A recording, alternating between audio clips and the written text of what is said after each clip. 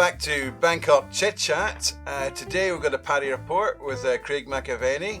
If you haven't subscribed, please do subscribe.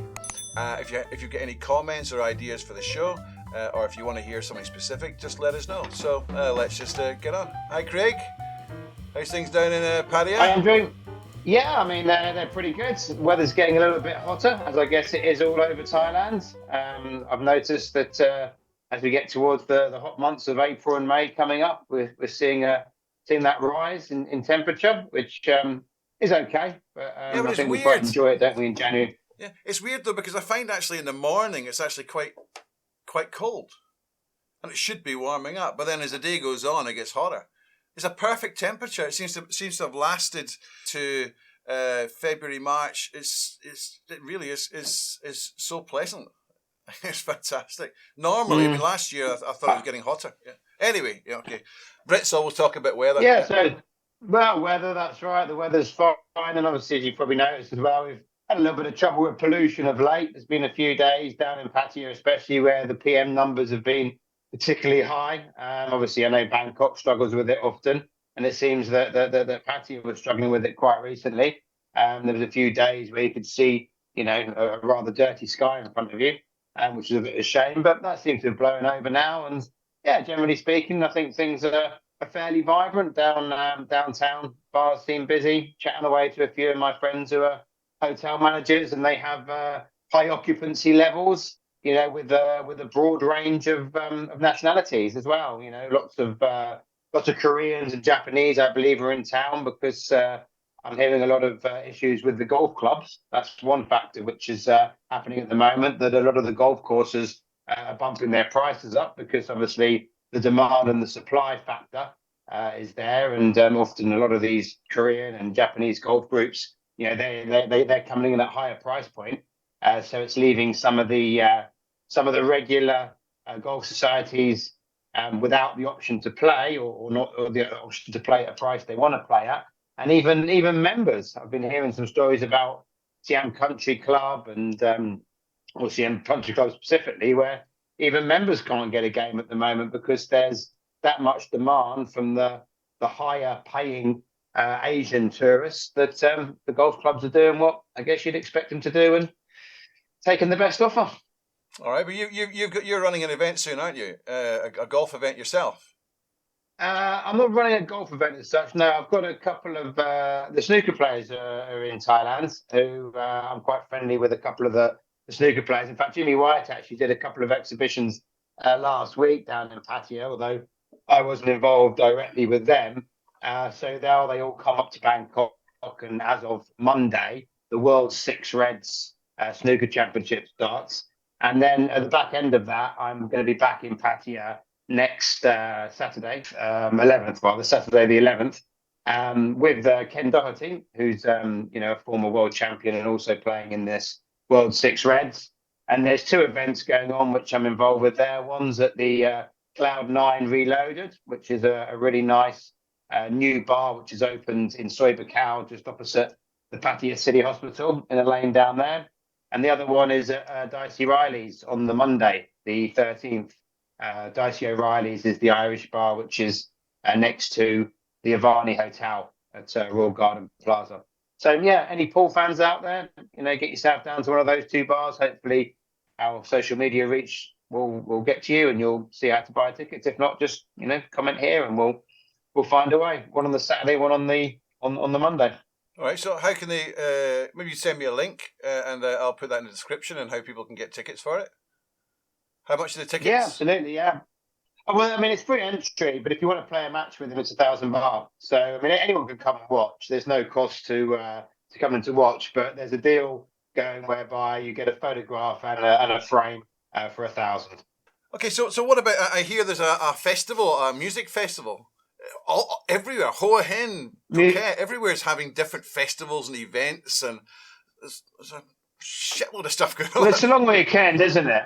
It's a long weekend coming up. I think Monday is one of the big Buddha holidays. Makha I think Bucha. a non-alcohol day. Yeah, correct. So therefore, I think the weekend before, I think running from the Friday through to the Sunday, there's a music festival down in Pattaya, and my understanding is that they're closing off Beach Road to traffic from 4 p.m. to 1 a.m. on each of those days. So, of course, that means that, traffic elsewhere is going to be backed up. So I'd suggest you steer clear of that area, over the coming weekends. I mean, I've got to admit, I don't follow these music festivals. I'm not particularly sure whether or not it's just a collection of local bands, whether it's a collection of, bands from the region, from Asia, or whether it's truly international. Are you any of the wiser? Nah. No. No. I mean, as I say, I mean, it's so yeah. I mean, that's again obviously good. I mean, it's good that people are out enjoying themselves. But I think, as you say, if you're just somebody who happens to be in Pattaya for the weekend, perhaps keeping yourself away from Beach Road, unless of course you want to join the music festival, would be the best idea. And it's also a public holiday as well. So I suppose with these music festivals and you're probably going to see a pretty busy time down there this weekend. And as I say before, certainly the hotel owners that I'm speaking to are pleased. They're running at sort of 95% occupancy, which is excellent and good. And as you say, the music festival going on. I've also got here that they're talking about the parking on Beach Road. I think it was something that was brought in 2020 when things were quiet because of COVID. There hadn't been parking allowed on the beach side at Beach Road prior to that, but then they allowed it because, of course, vendors and people that were businesses down there are saying, well, okay, we need a little bit more traffic. Something you never thought you'd say in Thailand, but hey, that's what they wanted at the time. And now it seems that they're reversing that, and that's obviously good news because, of course, it makes a nicer sort of clearer area to go for a walk, reduces traffic congestion, and also kind of signals the end of the restrictions, if you like, because we are completely back to normal. I mean, it's interesting, isn't it? Because in the past we've spoken quite a lot about the whole idea behind the sort of regeneration of Pattaya, which is a longer term plan for the authorities down there. And I guess this is kind of a step in the direction of eventually perhaps making it pedestrianised, or if not, only sort of certain vehicles like public transport vehicles or whatever being allowed down there, which I think would be great, or certainly if they did it in parts, Well, I mean, I was actually down in Banchang, which is a little bit north of Pattaya, and the amount of cars parking was huge. It was jam packed. Sorry, Bangchang, I'm going to just turn around and say your beach is horrible. It really was. It was just bodies everywhere. I would say the beach was probably a little bit dirty. Yeah. So I think for beaches, Bangchang is okay to go into a restaurant. There's some fantastic restaurants there. Don't get me wrong. Yeah. But the further south you go, the nicer the beaches seem to get. Yeah.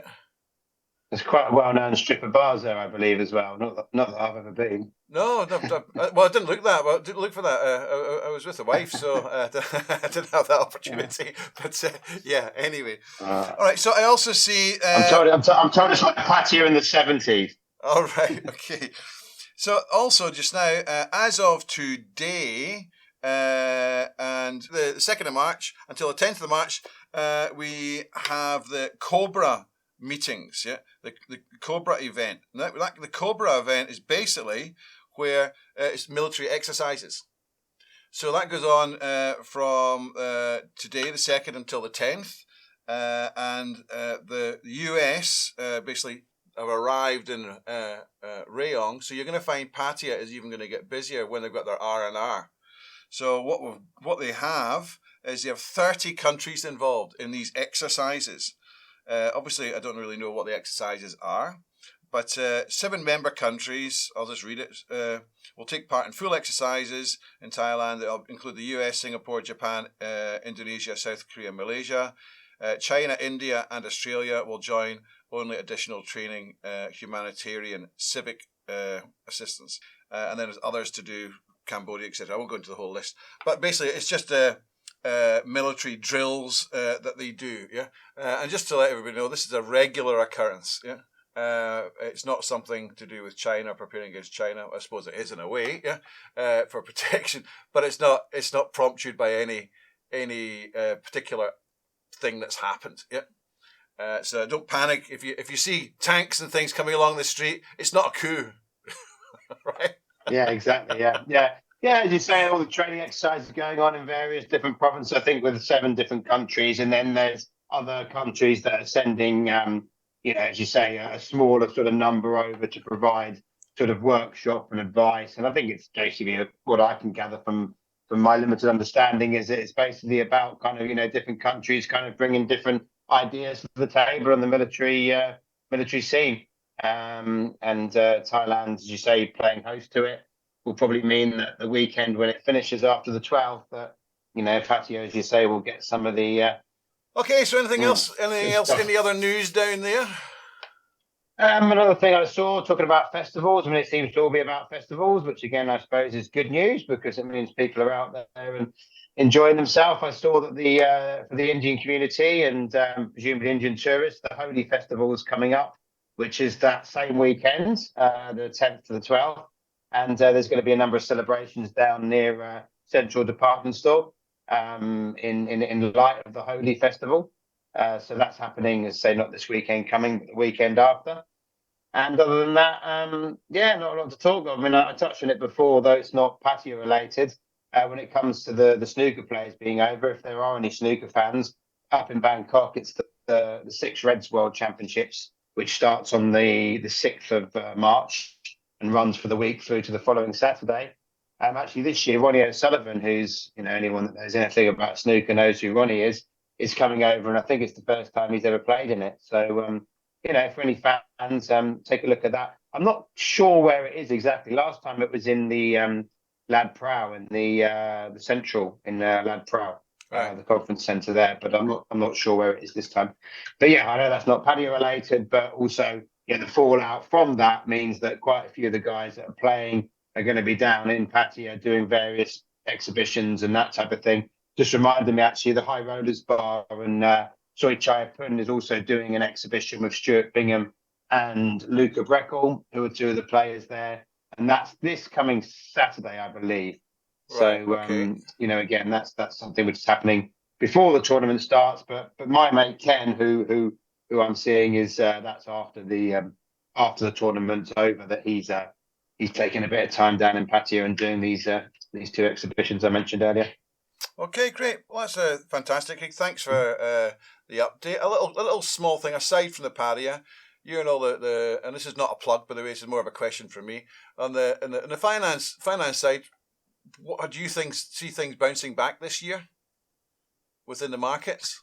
Well, I mean, I think a lot of analysts do believe that certainly the second 6 months of the year is going to be a little calmer and a little bit more predictable, shall we say, in the growth. I mean, I just actually released my monthly market update blog a couple of hours ago, and the volatility is certainly there. The last month has seen quite a few falls in the value of the stock market after having a decent start to the year with a very strong January. So this volatility is going to continue as inflation and interest rates worries still linger. We're certainly not going to have a bloodbath like we had in 2022, but whether or not things are going to be in a much more better position at the end of this year than they are today, of course, no one's got a crystal ball and can tell for sure. But as long as inflation's under control, which in the US it seems to be, that certainly is a step in the right direction. And ultimately, it's all about finding the right businesses and the right companies to invest in, because there is some value out there after the terrible year that we all experienced last year. So basically the advice is don't sell off, hang on. Yeah, I mean, everything's bespoke, isn't it? I mean, I know it sounds like us financial advisors are always beating the same drum, but it's true. You have to make sure that you understand what your time horizon is, and if your time horizon is sort of 3 to 5 years, you need to make sure you have the sort of mostly sort of equity based. If it's money that you need to be accessing within a shorter period of time, you need to take the foot off the accelerator a little bit and lower the risk profile. So it's always horses for courses with investment planning.